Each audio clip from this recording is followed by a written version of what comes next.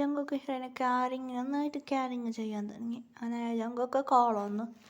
ആ ശരി ഓക്കെ ജങ്കുക്ക് പറയാൻ തുടങ്ങി. ഒട്ടി എനിക്ക് കുറേയൊക്കെ പോകുന്നുണ്ടോ എല്ലാടാ എൻ്റെ വൈഫ് എല്ലാ ആൻറ്റി ഡെലിവറി ഇതുകാർ അങ്ങനെയായിട്ട് ജങ്കുക്ക് പോകാനത്. പിന്നെ അങ്ങനെ ജങ്കുക്ക് ഹീറോയിനെ വിട്ടു പോകാൻ ശരിയാവില്ല.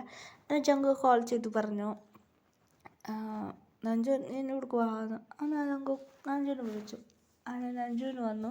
നഞ്ചുവിനോടൊന്ന് പറഞ്ഞ് പ്ലാൻ പറഞ്ഞു. ഓക്കേടാ എന്ത് അങ്ങനെയായിട്ട് നഞ്ചുവിന് ആറാം വന്നതായിരുന്നു. ബാക്കി നമ്പർ 6 നമ്പർ ഇവിടെ നമ്മൾ ഇവിടെ നിന്ന് ചെയ്യാം എന്ന് ആറാമോട് പറഞ്ഞു. ആറാം ഓക്കെ പുതിയ പ്ലേസ് അങ്ങനെ ബിഗ് കമ്പനിയോട് പറഞ്ഞു. ഈ പ്ലേസിൽ വെച്ച് ഞങ്ങൾ അതെ പ്ലേസ് നന്നായിട്ടുണ്ട്. ഞങ്ങളൊരു പാട്ട് ചെയ്തിട്ടുണ്ട്. ആ പാട്ടൊക്കെ ഈ പ്ലേസ് എന്നാവണമെന്ന് ആറാം പറഞ്ഞിരുന്നു. അങ്ങനെയായിട്ട് ഓക്കെ എന്ന് അവർ സമ്മതിച്ചു. അങ്ങനെ ഇവിടെ വെച്ച് പാട്ട് ഇങ്ങനെയായിട്ട് ഡാൻസ് എല്ലാം കളിക്കാൻ വേണ്ടി പ്ലേസ് കണ്ടുപിടിച്ചു. അതുകൊണ്ട് ഇവിടെ വെച്ച് ഒരു പാട്ട് വെച്ചിട്ടുണ്ട്. ഞങ്ങൾക്ക് ഒരു പ്ലാൻ വെച്ച ഒരു പാട്ട് അങ്ങനെ ഇന്ത്യയിൽ വെച്ച് ചെയ്യാൻ തുടങ്ങിയ ഷൂട്ടിങ് അത് ഇതായിരുന്നു. പിന്നെ ഒരു ബ്രേക്ക് അങ്ങനെയായിട്ട് ഈ പ്ലേസിൽ കറങ്ങാൻ കുറിച്ച് അങ്ങനെ ഹീറോയ്ക്ക് മെയിനായിട്ട് ഇപ്പോൾ 9 മാസം ഗർഭിണിയാണ് ഹീറോയി. അതുകൊണ്ട് ഹീറോയ്ക്ക് വേറെ വേദനിക്കാൻ തുടങ്ങി. ഇത് ഞങ്ങൾക്ക് ഷോക്കായി വേദനിക്കുന്നതെന്ന് ഞങ്ങൾക്ക് ഹോസ്പിറ്റലിൽ എടുത്തുകൊണ്ട് ഓടിപ്പോയി. എന്നിട്ട് ഞങ്ങൾക്ക് ടെൻഷനായിരുന്നു.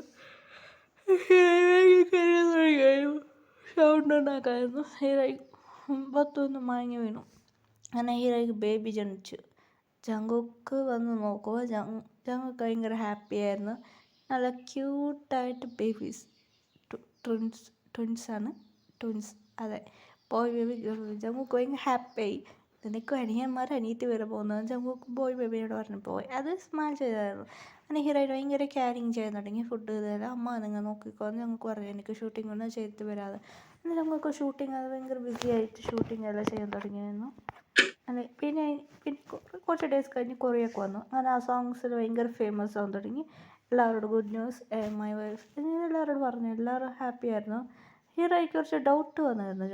ജങ്കുക്ക് മതി എങ്ങനെ മാരേജ് ആണെന്ന് അത് കേട്ട് ജങ്കുക്ക് പറയില്ലായിരുന്നു.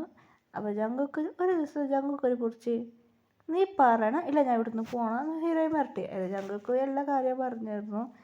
ഓ അപ്പോൾ നീ ഇതെല്ലാം വന്ന് ചെയ്തത് ജങ്കുക്ക് സ്മക്ക് ചെയ്തായിരുന്നു.